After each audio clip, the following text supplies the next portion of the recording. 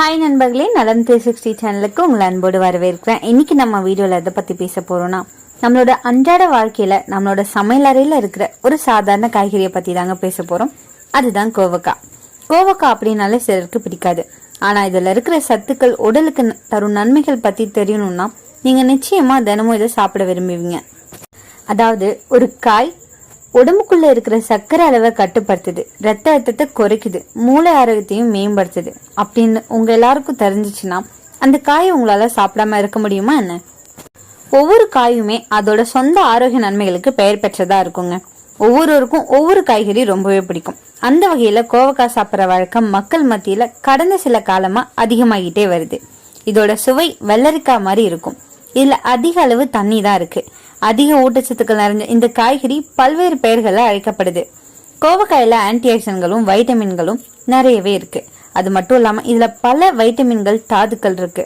இது ஆரோக்கியத்துக்கு நன்மை பயக்கும். ஆனா இந்த காய்கறி தினமும் சாப்பிட்றது சரியானது இல்ல.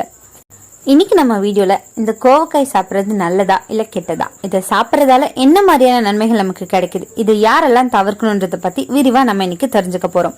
அதுக்கு முன்னாடி நலம் 360 சேனலை சப்ஸ்கிரைப் பண்ணாதவங்க சப்ஸ்கிரைப் பண்ணிக்கோங்க. மறக்காம பக்கத்துல இருக்க பெல் ஐகானை பிரஸ் பண்ணிக்கோங்க. வாங்க வீடியோக்குள்ள போலாம். ஃபர்ஸ்ட், இந்த கோவக்காய். இது ஆங்கிலத்துல இவிகார்ட் அப்படின்னு அழைக்கப்படுது. இதுக்கு ஒரு விஞ்ஞான பெயர் கூட இருக்கு, கொக்சினியா கிராண்டிஸ். இது ஒரு பருப்பு வடிவ காய்கறிங்க. பெரும்பாலும் தென்னிந்திய உணவுகள்ல நல்லா இது பயன்படுத்தப்பட்டு வருது. இது கிரீப்பர் வகையை சேர்ந்தது, அதாவது ஏறி வளரக்கூடிய செடி. பழுத்த உடனே இதோட நிறம் பச்சையில இருந்து சிவப்பா மாறும்.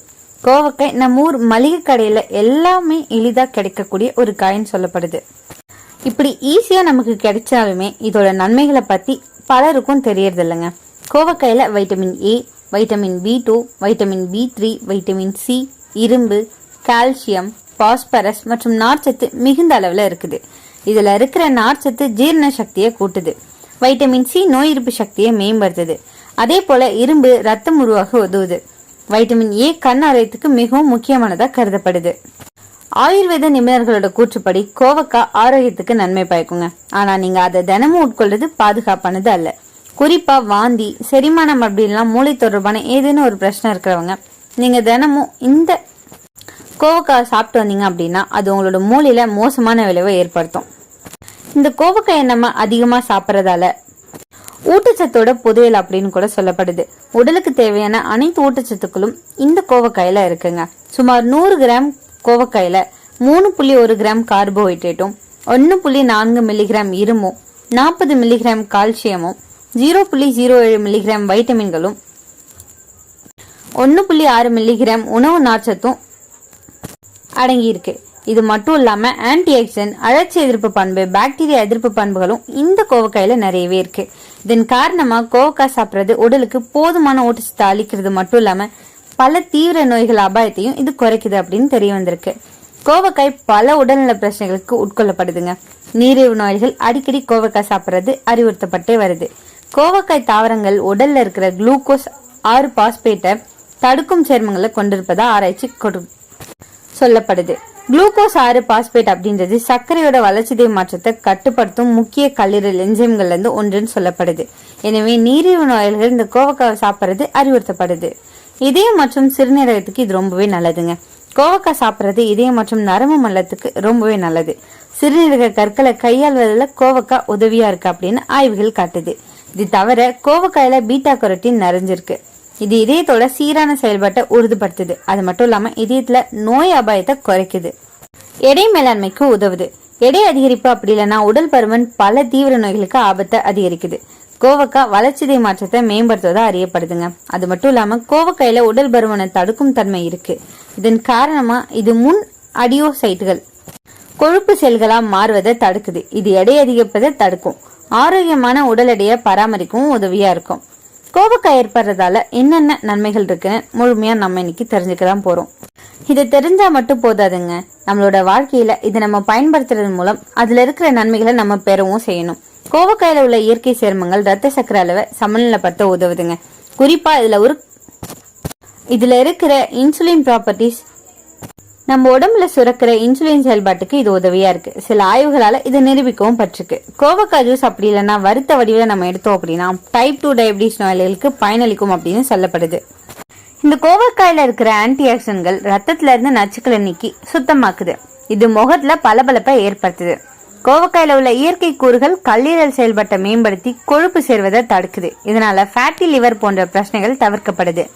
கோவக்காயில உள்ள நார்ச்சத்து மற்றும் ஆன்டி ஆக்சிடன்ட்கள் கொழுப்பு அளவை குறைச்சி இதய நலத்தை பாதுகாக்குது.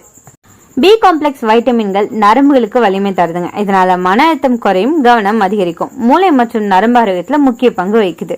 கால்சியம், பாஸ்பரஸ், இரும்பு போன்ற தாதுக்கள் கோவக்காயில இருக்கு. இதனால எலும்புகள் வலிமையாகும்.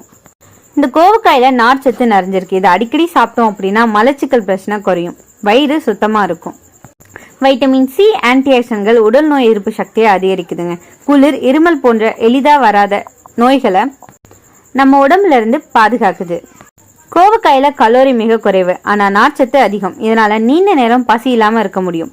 எடை குறைக்க விரும்புறவங்களுக்கு இதை டயட்ல சேர்த்துக்கொள்வது சிறந்ததுன்னு சொல்லப்படுது. இதுல இருக்கிற ஆன்டி ஆக்சிடன்ட்கள் விட்டமின் சி ஆகியவை தோலுக்கு குளிர்ச்சி அளிக்குது. முகப்பரு, கருப்பு தழும்புகள் போன்றவை குறையும். கோவக்காய வறுவல், பொரியல், கூட்டு, குழம்பு, கிரேவி, பச்சடின்னு பல வடிவங்களை நம்மளால சமைக்க முடியும். சிலர் கோவக்காய் ஜூஸ் வடிவில் கூட எடுத்துக்கொள்றாங்க. ஆனா சாப்பிடும் போது மிதமான அளவு எடுத்துக்கொள்றது ரொம்பவே அவசியங்க. எல்லா உணவுகளுக்கும் மாதிரி இந்த கோவக்காயிலும் சில பக்க விளைவுகள் இருக்கலாம். அதிக அளவுல சாப்பிட்டோம் அப்படின்னா வயிற்றுப்போக்கு, வாயு பிரச்சனை ஏற்படலாம். கர்ப்பிணி பெண்கள் மருத்துவ ஆலோசனை இல்லாம கோவக்காய் ஜூஸ் குடிக்க கூடாதுங்க. சர்க்கரை நோயாளிகள் இன்சுலின் மாத்திரை எடுத்துக்கொண்டா கோவக்காய் உட்கொள்ளும் போது சர்க்கரை அளவு மிக குறையலாம். அதனால மருத்துவர்கிட்ட ஆலோசிச்சு அதுக்கப்புறம் சாப்பிடலாம். அலர்ஜி உள்ளவங்களுக்கு சில சமயம் தோல் குருட்டு அப்படி இல்லைன்னா ஒவ்வாமை ஏற்படலாம். ஒரு சிலருக்கு இந்த கோவக்காய் சாப்பிட்டதுக்கு அப்புறம் வாந்தி, குமட்டல் அப்படி இல்லைன்னா தோல் ஓவமா பாதிக்கப்படலாம். அறுவை சிகிச்சையும் போது அப்படி இல்லைன்னா அதற்கு சில நாட்களுக்கு முன்னாடி கோவக்காய் சாப்பிட்றது அது உடல்ல ரத்த சர்க்கரை அளவை குறைக்கும். இது அறுவை சிகிச்சையும் போது சிக்கல்களை ஏற்படுத்தும். ஸோ அறுவை சிகிச்சைக்கு சில நாட்களுக்கு முன்பு இந்த கோவக்காய் உட்கொள்றதை தவிர்க்கணும். முடிஞ்சா அதன் நுகர்வை 1-2 வாரங்களுக்கு முன்னாடியே நிகழ்த்துறது நல்லது. ஒரு நபர் கோவக்காயை அதிக அளவுல சாப்பிட்டாங்க அப்படின்னா அது குறைந்த ரத்த அழுத்த பிரச்சனையை ஏற்படுத்தும். இதன் காரணமா சோர்வு, தலைவலி, அமைதியின்மை, சோம்பல் போன்ற பல பிரச்சனைகளை நீங்க சந்திக்க வேண்டியிருக்கும். ஸோ கவனமா இருக்கிறது ரொம்பவே நல்லது. இப்போ பாத்தீங்கன்னா கோவக்காய் மாதிரியான சாதாரண காய்கறி கூட எத்தனையோ பெரும் நன்மைகளை நமக்கு தருது பாருங்க. தினசரி உணவுல மிதமான அளவுல கோவக்காய் சேர்த்துக்கிட்டீங்கன்னா சர்க்கரை, இதய நோய், கல்லீரல் பிரச்சனை எல்லாமே நம்மை தொட்டு விடாது. இப்படி ஆரோக்கியம் தரும் இயற்கை உணவுகளை நம்ம வீட்டு சமையல் அறையில வச்சுக்கொள்ளுங்க. முடிஞ்ச அளவுக்கு வாரத்துல 2 முறை இந்த கோவக்காய் உணவுல சேர்த்துக்கொள்றத வழக்கமா வச்சுக்கோங்க. உங்கள எத்தனை பேர் இந்த வீடியோ பாக்குறதுக்கு முன்னாடி இருந்தே ரெகுலரா கோவக்காய் சாப்பிட்டுட்டு இருக்கீங்கன்னு கமெண்ட்ல சொல்லிடுங்க. இன்னைக்கு நான் சொன்ன விஷயங்கள் எல்லாமே உங்களுக்கு ஹெல்ப்ஃபுல்லா இருக்கும் நம்புறேன். இந்த வீடியோ உங்களுக்கு பிடிச்சிருந்துச்சுன்னா லைக் பண்ணுங்க, ஷேர் பண்ணுங்க, மறக்காம நம்ம சேனலை சப்ஸ்கிரைப் பண்ணுங்க. அடுத்த ஒரு அற்புதமான வீடியோல சந்திக்கிறேன். அது வரைக்கும் பை.